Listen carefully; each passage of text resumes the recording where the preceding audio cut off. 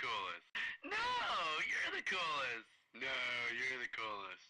Okay, I'm the coolest. Yeah, I agree.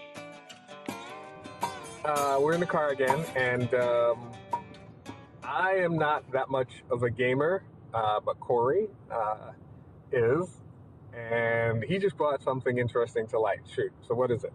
So the current scandal that happened, and it's somewhat resolved, but I felt I should touch on it, was the gambling issue with Counter-Strike Global Offensive and what it entails.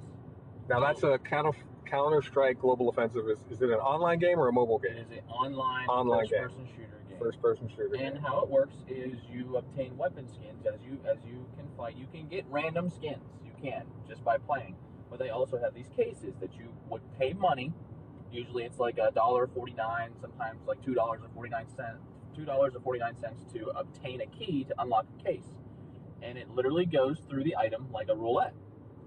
Just like you would see on a gambling machine, where it goes through roulette through specific items. You have a certain amount of chances to get a very rare item or a very non-rare item. And these items the highest I've seen, it can be up to $4,000. And now here's the clincher. Well, okay, that's not a clincher. $4,000 for a game item. Is it a weapon? It is a weapon skin, yes. Is it like a weapon that like I instantly won? Because if I pay $4,000, oh heck no! It just looks pretty. And I'm a black guy who likes to look pretty, but seriously, I'm not going to pay $4,000 just to look pretty and then still lose. Well, if it were sneakers. Now, the maybe. gray area here is it's not actual real money currency, or so Valve says.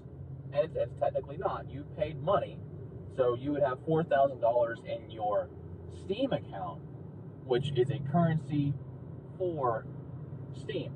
And Steam is You cannot transfer it to real money. Okay, so Steam is the organization that's... Valve is the organization, Steam is their their platform of distribution. Okay, all right. Now, what's been happening is technically how everything is stored is a open source APK, which means that other websites can access its information. Okay.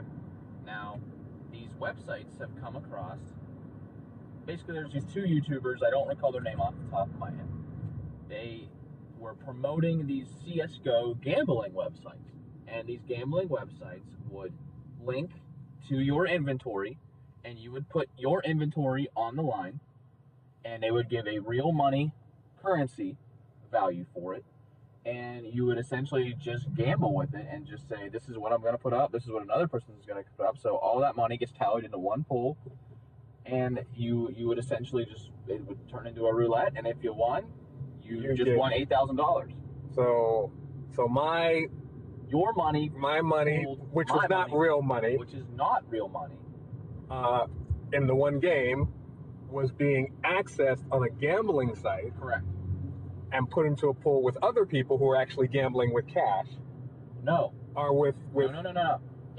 They are converting it to cash. Oh, converting it to cash. So using this gambling site they have. This gambling site takes your game money and puts it into the pool, and then we gamble with that. Correct. So there were these two YouTubers that are pretty influential with the younger crowd. They have over 1 million subscribers, which is a lot. Yeah. Once you pop over 1 million subscribers, I believe you start making actual money. Yeah, because I have like 10. Right. Well, you don't get anything. Yeah, I don't think I have 10. So, are you subscribed? The scandal happened. I might be. I'm not sure. Okay, so I might have 9. So what happened? These two YouTubers were promoting a website for Counter-Strike Global Offensive gambling. Okay. They tend to have a lot of children. So essentially, they were promoting children to come and do this gambling. So they're promoting, hey, use this site, use this site. A lot of the people who follow them are children. A lot of people who play the game are children. And so now these children were taking their... It's not that you can prove that children were doing it. It's just that's their most viewer base. So they were not providing a way where children were not allowed to do it. Correct. So That's a children good way to put it. who follow them and play the game could say, hey, I play the game, I follow them, they're promoting this website, Right. let me take my money from the game and use it on their gambling post website. videos of them winning these big pots. And then some information came to light. They were the owners of these two websites. They did not disclose the information that they were the CEOs and owners of these gambling websites. Okay. So they were promoting their own gambling websites without disclosing that information, which you are legally bound to do. And they were not providing a way to prevent children who they know are their follower They base didn't care. from not gambling. They did not care because So it wasn't that they were the encouraging law children has to not gamble. caught up yet. Yeah.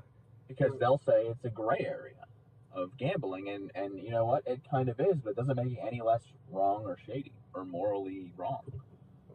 Now, after all this came to light, you know, it took a long time for Valve to respond, and they just did actually yesterday. They threatened lawsuit action Against all the gambling websites, saying that's not condoned. But here's the deal: it's been going on for almost 4 years. They just now, since it came into the limelight, decided to issue a statement. So do you think Valve, who does this game, has already knew this was going on all along? I don't know. They do a lot of good things. I personally think they might have just been oblivious. Okay. But that doesn't excuse it. You should be paying attention to what you're doing and what your player base is doing. Yeah, and how they're using your platform to interact with other platforms, because that's the big key. Right. Yeah. Now here's a question: Is Valve at fault, or are the two guys at fault? Technically, the user agreement you signed with Valve is pretty locked down tight, so they most likely will not have any. What the main thing happened is people started a class action lawsuit against Valve because they were allowing this to happen.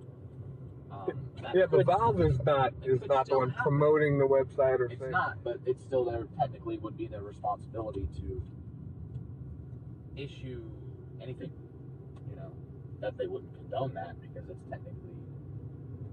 open to people under the age of 18 to gamble. But I would think the two guys are more at fault. They are definitely. Yeah. So that's without question. Those two guys are at fault because they are.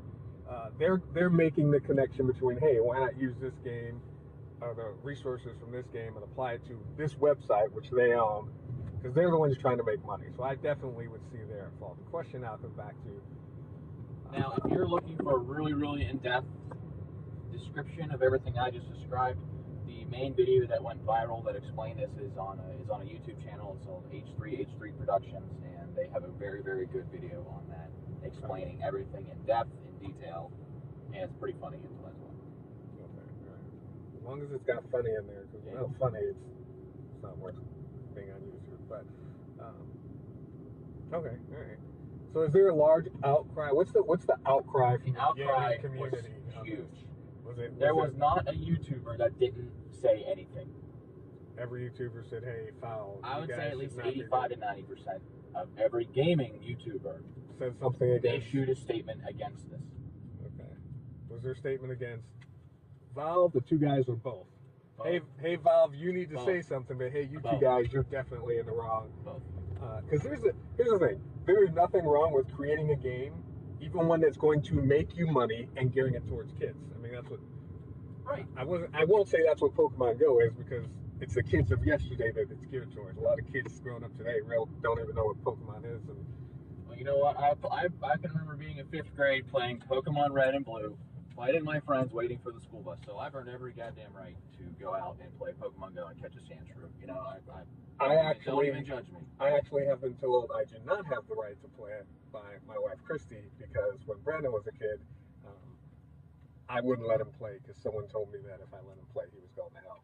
So I wouldn't let him play. So she was like, "You shouldn't be playing right now." If that's the case, I have a place reserved because. Well, I mean, that's just with someone, and people, different strokes, different folks. But I don't have a problem with people creating games geared towards kids. Look at Minecraft. Look at name whatever, and it costs money. You got to pay to play. You got to buy stuff. You got to level up. All that kind of, I don't have a problem with that.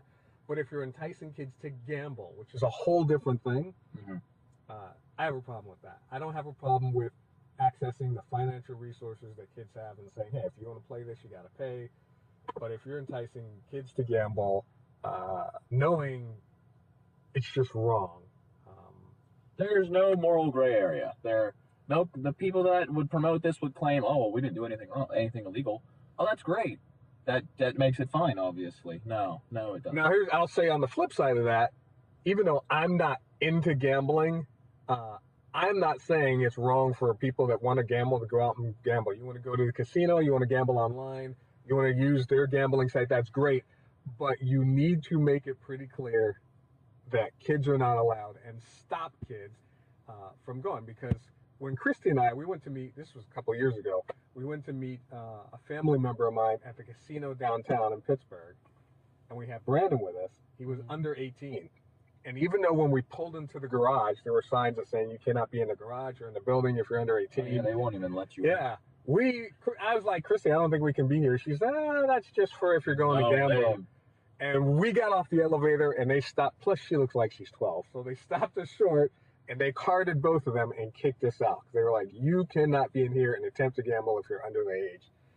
Now, there are some casinos that have areas that are for underage. If you're underage. But they say you can't gamble there. You cannot gamble if you're under the age. So this is not is gambling right or wrong? That's a whole different podcast. This is if you're allowing kids to gamble and you're not stopping kids from gambling, right? That was the main issue. They'll say, well, we weren't promoting for kids to gamble. Well, you weren't doing anything to stop them from gambling, knowing that the large amount of people who are your viewers are people kids. Under the age of 18.